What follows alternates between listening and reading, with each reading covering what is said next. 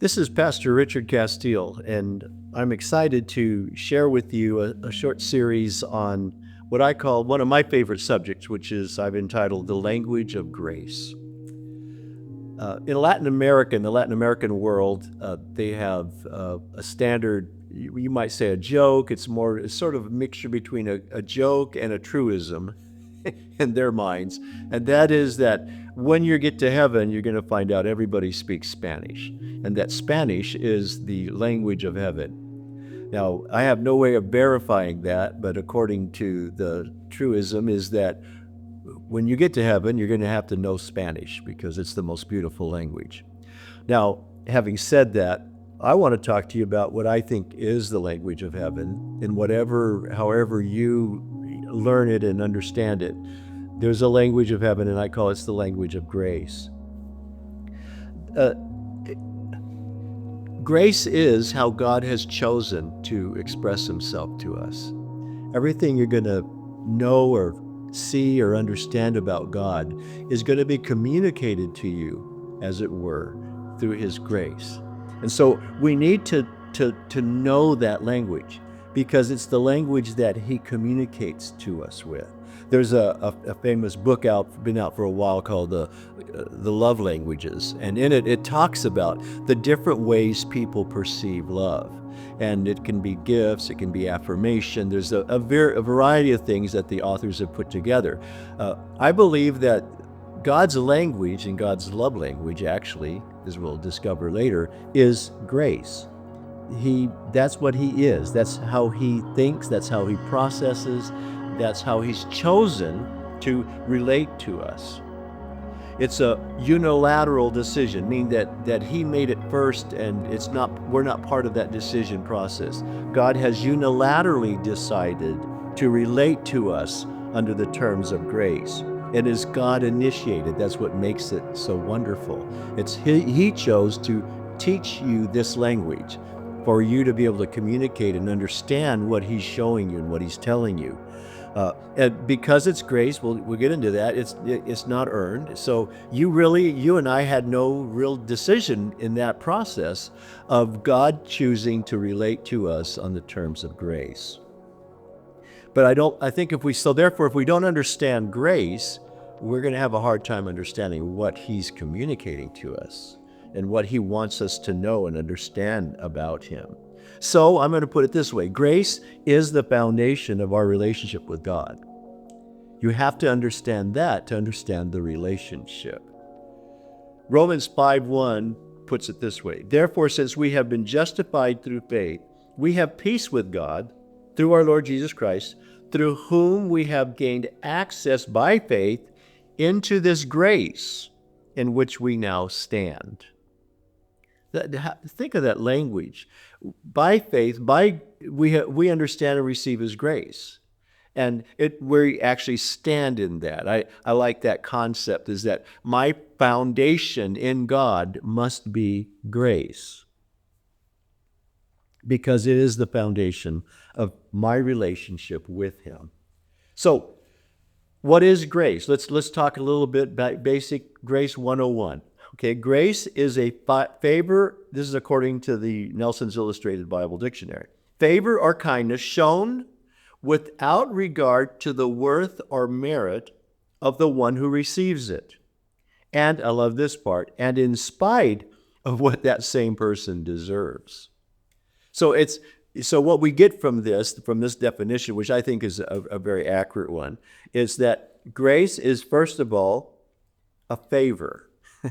God gives us favor. He favors us. And it's a kindness that he shows toward us. And it has nothing to do with our worth or our merit. Now, we'll find our worth and merit in God and in his grace. But he doesn't extend grace to us based on what he sees in us as a merit or a worth. Now, obviously, because he loves us, we'll talk about that. Because he loves us, he gives us great worth and great value. And also, I like that caveat that they added, in spite of what that same person deserves. So it's not by anything that you deserve. Ephesians 2:8, the famous verse that we can unpack later. For it is by grace that you have been saved through faith, and this is not from yourselves. It's the gift of God, not by works, so that you can't boast. And we're going to learn this little mantra, I guess I'll call it, by faith, through faith. By faith, by grace, through faith. By grace, through faith. That never changes. 2 Timothy 1:9 says, talking about Jesus, who has saved us and called us to a holy life, not because of anything we have done, but because of his own purpose and grace. Now, think of that. God reached out and made his love available to you, made salvation available, made all the wonderful, extravagant gifts that he has made us, the inheritance that's ours. He has done all this because he chose to, according to his purpose. And I love it, not because of anything I've done. That is probably the greatest struggle we have understanding God's language, is that when he speaks to us, my instinctive nature is to feel like somehow I must be deserving of this. And so there's a humility, there's a humbling to grace that sometimes is difficult to overcome. Is that, oh, you're doing, it's like when a friend surprises you and they're going to buy breakfast or buy dinner that's even more expensive. And you're like, you don't know what to do with that because you didn't expect it. And you somehow, no, let me help out. And they're insistent. And you have to just humbly accept their gift of kindness. And it's not because you made them do it, because if you tried to make them do it, they probably wouldn't have done it. Because it's a gift from their heart. So grace has to be received. It has to be accepted like a gift. And that requires us to engage in it by accepting it. Receiving is an act of faith. It's not a meritorious work. If I had some money on me and I handed you, let's say, this $100 bill, or let's get extravagant, I have a gift of $1,000 and I just want to give it to you. At some point, you'd have to get up and come over here where I'm at, and you'd have to accept it. You could sit there where you were and argue, or you could even say, oh, that's very generous. I'm so glad you want to do that for me. But at some point, you're going to have to come up and actually make that exchange where you receive this gift. And it is a gift that you can only accept it by faith. You can't earn it. You can't do anything for it. You just simply accept it. I accept that God favors me. Wow, think of that. I accept. I believe it. I receive it. I receive his favor, which means I'm going to put it on I'm going to wear it like a coat. I'm going to put it on. This is, in fact, the language, the writers in the epistles talk about put on. Put this on in like a garment. And I think we need to put on grace. We need to understand that grace is available to us and that it's ours for the having, if I can say it that way. And it's there. It just sort of hangs out there. God talks to you and speaks to you and communicates to you constantly that he is a God of grace and he wants you to receive it. So let's talk about, maybe I'm going to use this term, that we're going to do a paradigm shift. Paradigm, how I look at things. And when I shift that, how I look at things, it affects everything I look at. So the lens through which I look, or the paradigm that which I've chosen to understand that event, shifts everything in our life. And we as believers, many of us need a paradigm shift around grace. And that is that I need a paradigm that sees through his lens of grace. So that means I have to shift and I have to walk in this. This is part of accepting. The first step of accepting the gift of grace is that you have a paradigm shift. You accept the context of God towards me is that he favors me. Wherever I am, whoever I am, whatever I'm doing, God favors me. And boy, if I have that paradigm shift, it lets me believe what God offers me. And so you have a hard time receiving what God offers because you don't feel like you deserve it. You don't understand that it does it just simply because he favors you. I always laugh sometimes when I think when my grandkids were small, they all mysteriously wanted to go with Papa, that's me, to the store. No matter what store, especially a grocery store. They all of a sudden were very interested in going to a grocery store.